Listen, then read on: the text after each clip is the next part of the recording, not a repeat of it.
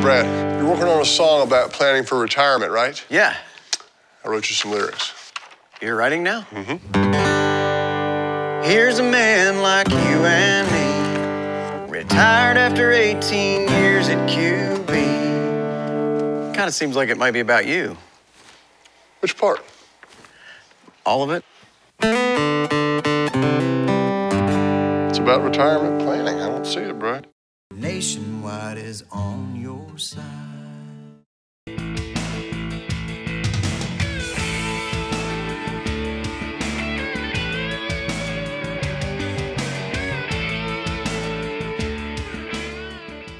Welcome everyone into the studios of TV 35. Pastor Chris Dixon from Liberty Baptist Church. Always a pleasure to see you, Chris. Great to be back with you, Ron. I appreciate you having me. And so much energy goes into a summer program, even though in a lot of churches people's schedules change. Sure. And businesses, gosh, summer can be really hectic. But you all have had quite a few things. You've had obviously regular services, but you've had some things for youth. You've had is it BMX, the bike? And we do Adventure Week, and so when we did it, we brought in a BMX crew because that was kind of the theme of what we were doing, and it was a great night. The rain got us a little bit, but we were able to move it inside and had a lot of fun. It looked like it from the pictures I saw and people talking about it. The youth really enjoyed that. They did. It was for our children, which is up to 5th grade. Of course, a lot of our teenagers worked that event as well, and so it was a great night, and we just got so many wonderful volunteers that make all that stuff happen, and we're extremely grateful for them. Well, it seems like you have a lot of people that want to be a part, that want to reach out, that want to be a part of a ministry, and you have a terrific ministry. It's been going on for several years now in the back to school that's coming up, what, Sunday? Coming up this Sunday night at 6 p.m., and that's when the doors will open and we'll begin to give it out. We basically have around 700 backpacks. All those backpacks are filled with school supplies. And then we partner with Great Clips. And so we have many of them and some others who come in and do free haircuts, all professional. And then we also give away snow cones. We have all kinds of just stuff for the kids. Have a movie going so that they watch the movie while they're waiting for their haircuts and stuff. And so it's a big night. And what we're trying to do at Liberty is just simply serve our community. We feel like there's a need for families, obviously with just the challenge that we face economically, and then obviously several kids, the expenses of going back to school, all those kinds of things. And so it really makes a difference, and we enjoy doing it, letting our community know how much we care. Yeah, and just to give them a haircut and a book bag, to be clean cut, so to speak. And you won't be giving out the haircuts. You won't be doing that. You'll be professionals, right? In the first year that we did it, we really did feel like people, we were like, we're giving away free haircuts, and you could tell they were kind of like, I don't know about that, know. So we did kind of come back and say, man, we need to make sure they understand that this is professional grade. and it's been great. We usually give away anywhere from 100 to 175 haircuts every year on top of what we're doing. And, we did the math, and we really do feel like in all that we're doing, we're saving families around $100 per kid. And I think, man, I raised 3 kids, and I've got 3 kids in college right now, so I know the expense of children. And, if you got 2 or 3 kids, that's a huge blessing. And then, we really want to serve, and we're serving anyone that has a need. But, our single moms and maybe grandparents, fixed income, raising grandchildren. There's a lot of circumstances that often we don't think about. And I think the Bible puts a great emphasis on caring for those. And so, it's an idea that we came up with several years ago, and we feel it's been a great blessing to the community.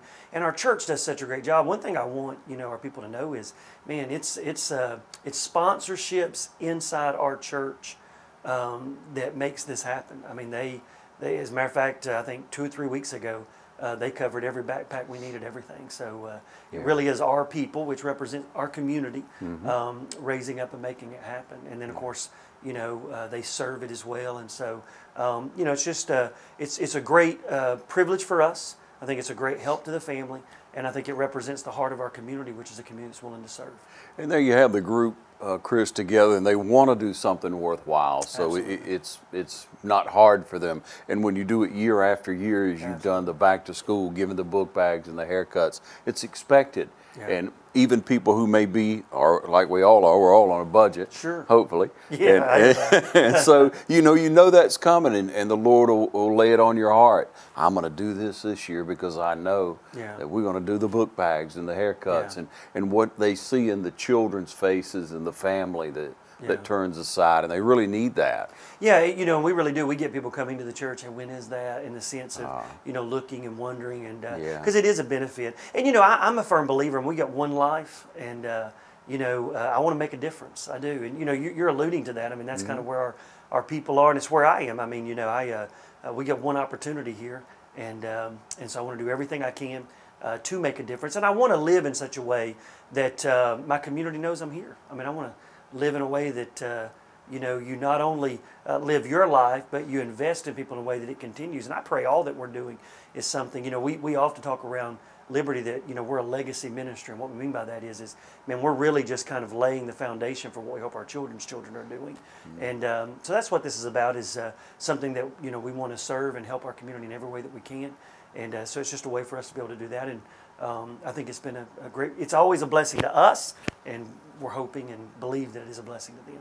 So back to school time's coming right up. We got together last year. I got together outside of Dublin High School and really thought about it and prayed about it. And you prayed for the school systems.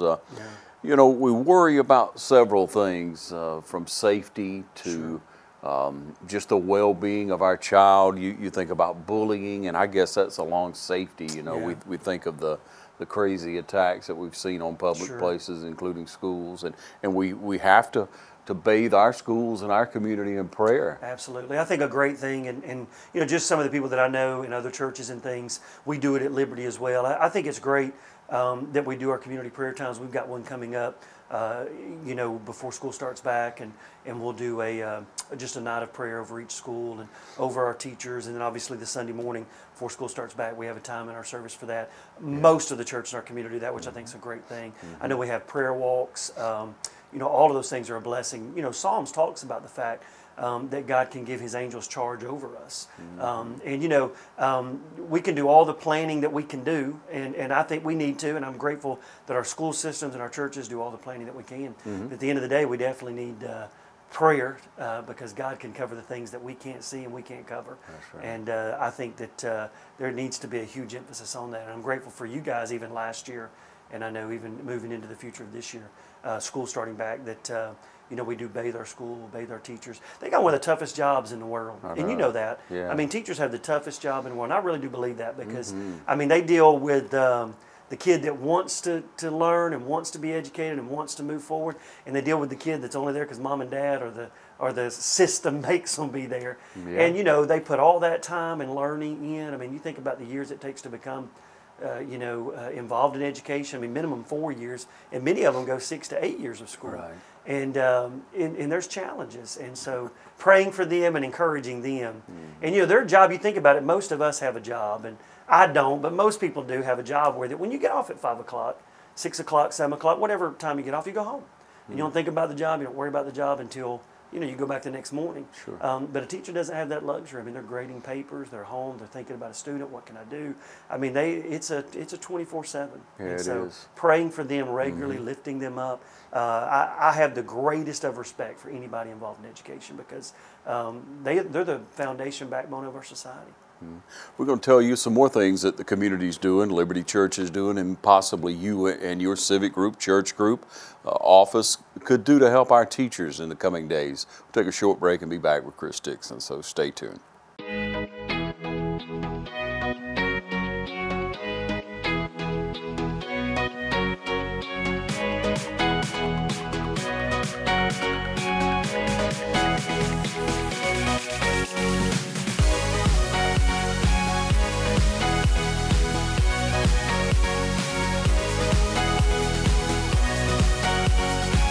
Oconee Fall Line Technical College. Think differently about college and apply today. Welcome you back now again with Chris Dixon from Liberty Baptist Church. And we talk about teachers. We talk about how we should bathe them in the school. And one thing that I always think about, Chris, is if they would just have the right words to share with these young people, because they get frustrated. Sure. They not only get frustrated with the young person, but many times that phone will ring in the evening. You were talking before we took a break about how, you know, they don't get to go home. They have to grade those papers, but lo and behold, that phone's going to ring. People will call them at home and want to know what's going on with Johnny or Jane or whoever it may be. And that has to be tough. After you've worked all day, you're trying to do that, you're tending to your family, so to speak, then the phone rings and you have to have the composure. Yes. That's something to pray about right there. You know, you get calls a lot of times with issues, and you have to stop and make sure that you're approaching it from a godly standpoint, just as teachers, because the ones that tell me, Chris, and I know you hear it too, that it's a ministry. It is. That's where the Lord has planted them, and they get to feed into these young lives. That's strong.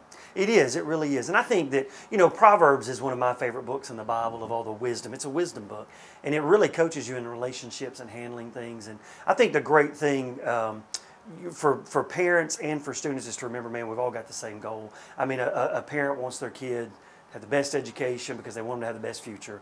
And I really do believe that the teachers want them to have the best education and the best future. I mean, why would they go into that field? Because there's a lot of other places to go in the world. I mean, you know what I'm saying? There is. And they choose to go into that field. And I think that, you know, that's just something to remember, you know, when we're dealing with all of the challenges of raising our kids and getting them to where they need to go, is they're both on the same page. And if you come at it from, hey, we're both here for the same reason, we're both here for the same desire, I think it helps us in our communications and back and forth and what needs to happen. You know? So let's talk just for a minute. Now, you got to share with me how the idea came up years ago to start feeding the teachers before the year starts. It's a ministry of Liberty Baptist Church. It is. How did that come about, and tell us all about it, We've been doing it for 12 years, and I've been here 12 years, so we did it right when I got here. And it was a huge undertaking the first few times that we did it, because we were probably running around 50, 60 people, and yet we were feeding hundreds and hundreds of people. But it was great. I mean, we just loved to serve them. Where it started was I started doing it at the first church that I was at before I came to Liberty. I started doing it, and we were meeting in the school. Was where we were meeting. We didn't have a worship facility. And so we felt like, you know, we wanted to serve our teachers, so we did it at our local, where we were meeting, and then it branched into other schools, and eventually we did the whole county. So when I moved here, it was something that I wanted to do. It's just a way for us to tell, more than anything, to tell our teachers that we're thinking about them and that we're grateful for them. Sometimes, you know, community service and things can be a thankless job. We're grateful, but as you said before, we don't necessarily take the time or take the words or whatever it is to share it. So we just wanted them to know that. We wanted them to know that we were thinking of them and that we were grateful for them. And so that's really how it got started. And so it's nothing more than that. You know, the Bible teaches, and I think we lose this sometimes, the Bible teaches that you don't love in word, but in deed. And you know, obviously we love in word, 1 Corinthians 13, so we do, but we do love in deed, and that is what the Bible teaches, that, you know, I'm of a deep conviction that love is defined wrong in our society. We think love is a feeling, an emotion. We think that love is, you know, it creates this emotional goosebumps, whatever. But biblical love is the sacrifice you make for the betterment of somebody else. So love's never about what you get. Love is always about what you give. Now, we've redefined love, and that's why we don't understand love in our society today. But love's about sacrifice. And so for us, you know, for me in my life personally, and then extending that to the faith family that God's placed me over, that's how we want to love. We want to love in sacrifice. We want to love in deed. And so that's really where it comes from. It's just a sacrifice. We get up really early. We get all that taken care of. We get it there for them. And just to simply say thank you. And then we try to do other things throughout the year, leaving little notes with things and stuff like that, just to encourage them, that some people don't know about, don't need to know about, but just ways that we do it. And I'm grateful for what you guys do here, because, you know, you guys shine such a light on what everybody's doing for our community. And that is a great thing. And I've said it before about Dublin. I'm so impressed about our city and our county, that, you know, there's so many that are loving and serving. And I do want to know that. But I say we do it whether we end up, you know, getting the attention or not. And you guys are phenomenal at showing. But we're so grateful for how everybody does that and the opportunity to do it. Yeah, and you mentioned before just recently in and you mentioned it many times from the pulpit, how you have to want to serve, and in that service, that's your life, that's your ministry. Absolutely. And everybody has a different ministry. What's your ministry? What's your ministry? Absolutely. What did God give you to work with? Yeah. You know, that's just where absolutely. we start We wouldn't know, none of us will be remembered for what we took. None of us, because we'll leave it to everybody. Yeah. You know, I mean, you think about it. I mean, everything I've got, somebody else is going to drive my truck one day. If it stays it's still driving, running, right? Somebody else is going to Let's get my hope clothes. you got another one by then. Yeah, you know. But, you know, so we'll never be remembered for what we take or what we own. We'll always remember for what we gave. And so why not build a life on giving? So football season's almost here Yes. too. It's almost kickoff time, and we're just a couple of weeks Yes. away. And Too hot, too. it always is. It is. It always is. But piggybacking on that, you guys have the 12th man. Yes. You're giving water to the people. You make sure that everything's packed up. You tell us about everything you do, because I'll leave something Yeah, out. and we're so grateful for the coaches that allow us, and it's all about them allowing us to do it and to serve them. We're so grateful for that. But we serve our football teams in the local area, and basically what we do is we do everything that needs to be done so the coaches can coach. So we basically make sure the sidelines are set up, trailers are loaded. If it's an away game, just anything that needs to be done. We get the headsets out, get them, set on this, on the benches. I mean, just everything. We get all the dry erase boards that they need for drawing up plays, everything.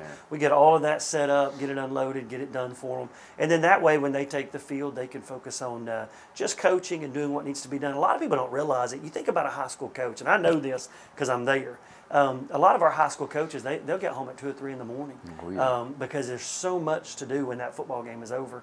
So we just try to simplify their lives a little bit, help them in any way that we can, and then kind of go from there. Because, and I will say this, man, the coaches, not just football, but the coaches in our area. If you ever pat anybody on the back, and I know it's tough because we're into the games and all those kind of things, but if people could only see the behind the scenes of how much these men and women give to their children. And some of the greatest principles you'll ever learn in life, you'll learn in sports. Right. And they give so much time, so much energy. And watching them is unbelievable. So it was just a way that we felt like, hey, we can simplify it for them. And it's been a blessing. It's a lot of fun to be a part of. Yeah. And when you look at a coach, Chris, and people, if they would just step back and think about it sometimes, you're judged on about 20 hours of work. Yeah. Yeah. And all that work's going in beforehand and Absolutely. after and up late at night and sitting and talking to this young person who has issues at home. Absolutely. And encouraging them. And we that's do what have we're great blessed coaches. to see. I'll say this, and we've been doing 12th Man. I can't remember the exact amount of years, but I will say this. We've been involved in these programs, and we personally, through the coaches, not through us, through the coaches, have seen young men in this area on these football teams and stuff grow tremendously. I'm just telling you, we have been extremely blessed in some of the character principles and things that have been implemented into these young men through our sports in Lawrence County. We really have. And I've seen when it you firsthand. see that, Chris, you're encouraged. I know you are. I am. And people get so discouraged with what's going on in the world around them. Maybe with some young people not making good choices. Yes. But there is a huge remnant of a good Christian Absolutely. youth in our community. There really is. And I would say this, I even alluded to this at church on Sunday. The negative will always be more vocal. Yes. The negative will always be more vocal. And the positive doesn't get a lot of vocal because everybody's looking for outrage. And we do need to remember that. And I would say, I'm with you. There are some bad things happening in our nation. There's bad things happening in personal lives and in homes. But there are a lot of really good things happening. And there are a lot of great young men being raised up, great young women being raised up. And, the great thing about serving and being involved in your community, which you are and we get to see that. We get to see, and that's why I stay so hopeful, so encouraged, is because yes, there's bad and negative, but the Bible tells us there's bad and there's negative, but there's hope, and I love the saying, when there's hope in the present, there's power in the future, and that's a great understanding, and that's what we're trying to do in our service. That's what you guys are doing through what you do. I want to be a guy that shines hope into the world. I don't want to be a guy that shines the negativity. Negativity will rise to the top in people's minds anyway. Yeah. We need people that will shine hope. Yeah. We're going to take another short break and be back with Chris Dixon. You stay tuned with us, okay?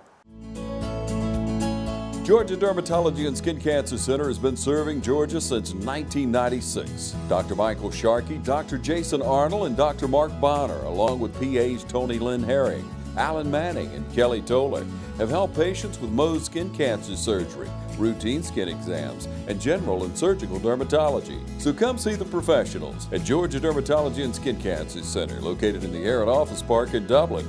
Call for an appointment today at 275-7546.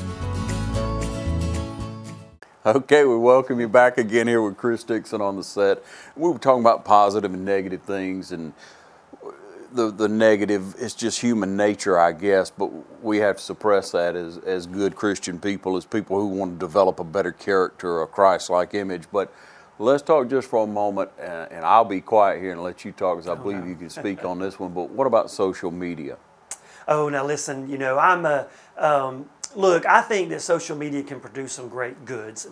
For me, I look at it from the standpoint of, you know, we can get the gospel out to the nations through social media because it spans borders and all those kind of things. But I would say that social media should come with a great warning. I would say, you know, when I was growing up and when you were growing up, they would put parental advisory on CDs and things like that. I think social media should come with everybody advisory because even parents misuse and abuse social media. I would say this, and the sad thing about social media is we don't fully have the statistics. But mark my words, I'm going to be a prophet right here. We're going to find out that social media has done grave damage to our society. For this reason, the Bible warns against comparison and jealousy, and that's the majority of what social media is. It really is. And again, I want people to understand me to say, I think, man, think about it. My family lives away from me. I can stay majorly in touch with my family through social media. So I see the positive components. Sure. I see getting information about churches, events, all of that kind of stuff. That's easy marketing, all those kind of things. So I fully see the good side of it. But we better weigh it in our life. I think everything in life needs to come through perspective and priority. Everything in life needs to come through right perspective and right priority. And I think that's the stamp we need to put on social media. You better have the right perspective, know when it's affecting you, know when you're seeing things and comparing, and get off of it for a little while. I think we ought to fast, take breaks from it, long periods of breaks, where we just kind of focus on our family, all of those kinds of things. Because it can be, and I often say, and if you think about this, I'm right, okay? Social media is a lie. The majority of social media is a lie, because it's pictures, short snippet videos, things like that. So here's what we do. You got all the family together. We're going to get a picture. They're fighting. You're having to pop them in the back of the head. Come on, focus, pay attention, look at the camera. They're mad, everything else. And then for a split second, get a beautiful smile, beautiful picture. We don't get to see the before, so they flip through and go, man, I wish my family looked like that. Your family may look better than that. You only got the snippet, not the whole thing. And so, look, we just need to remember that when we go to social media. We need to remember that not everything is as it seems. And a half-truth's a whole lie. So if it's something that's kind of a half-truth, then we're really feeding our lives with a lot of lies. But it does create jealousy and comparison. We need to be careful with it. I wanted you to speak on that because I've heard you say things along those lines from the pulpit, and I know you warn your congregation, and we should all look at it, from that standpoint. Again, we get carried away with things, many different things, but the social media especially. And I would say to people this really matters to me, and he gave me the platform on this. Boy, put your phones down when you're with people. I think that's huge. People because I get a lot of my people to church, boy, I know you're busy, but I'm telling you, when I go to lunches, when I go to things, my phone's gone. I'm with the people. And that's one thing. And I taught my children that, so it's not something that I'm just preachy on. I taught my kids that, we miss some of our closest relationships because of we're always flipping through phones and doing all that kind of stuff. Yeah, some junk online. We're just thumbing past, like you said, it's nothing but a little impression someone's propped up to share. Just, good priority. Just make sure, nothing wrong with flipping through and catching up with people. Nothing wrong with checking. But some people, when they wake up, it's the first thing they grab for. And if you're there, like if you wake up and the first thing you do, and there's people watching us that this is them. First thing they do is grab it and they're flipping through, they probably need to do a little perspective check because it's probably getting to I believe it produces depression. I believe it produces sadness. I believe it produces insecurity. I really do. And I think if people really would examine it, it can do that. And again, if it's prioritized, it won't do that. I know that, but not prioritized it, we'll do that. Yeah. And so you talk about fasting, you talk about putting that aside, and where you are, maybe if you evaluate, if you try it for 5, 7 days, 3 days, whatever you can do to start out with a day, then you find out where your mind is. You do. Then maybe that's the Lord will reveal that to you. Hey, maybe I need to step back from this. Absolutely. But you talk about fasting, most of us think about, fasting, doing without food. Sure. Prayerful consideration through whatever amount of time it may be that you're led to do it. Do you fast a lot? When led to, when I sense that there's something important, something big, obviously when we're doing, something that I feel is of great importance to the church or things like that, I do. Yeah, we've taught on it, done some series on it at our church where people could fully understand it, and we have resources available anytime somebody questions us on it. And then in counseling, sometimes we do challenge people that, that it's such a stronghold or a challenge in their life, they may want to consider that. Because Jesus said, not if you pray and fast, he said when you pray and fast. So to him, it was a principle of life, praying and fasting. Thank you. It's always good to speak with you. We got together, ladies and gentlemen, to be able to share about back to school, so we're going to circle back around to that. Yes. The back to school. Remind them again, Chris. Yes, it's this Sunday night. It's at 6 p.m. The doors will open. Backed it down where it'd be a little bit cooler. And again, we're giving away free backpacks full of school supplies, snow cones, and I can't remember everything, but all kinds of treats for the children, for the parents. And then we have the free haircuts. Mainly produced by Great Clips, and then they bring in some friends and some help. And all of it, everything we do is completely free. All of it, give it all away and allow them to have that. They can get in and out pretty quick to get the backpacks. And we do have the mesh backpacks for Dublin Middle School. For those that would attend Dublin Middle School, we do have the specific backpacks that apply to their schools. Try to think of everything, didn't We try to. We try to. Well, thanks for joining us. Thanks, Ron. Really. And thank you all for joining us right here on TV 35.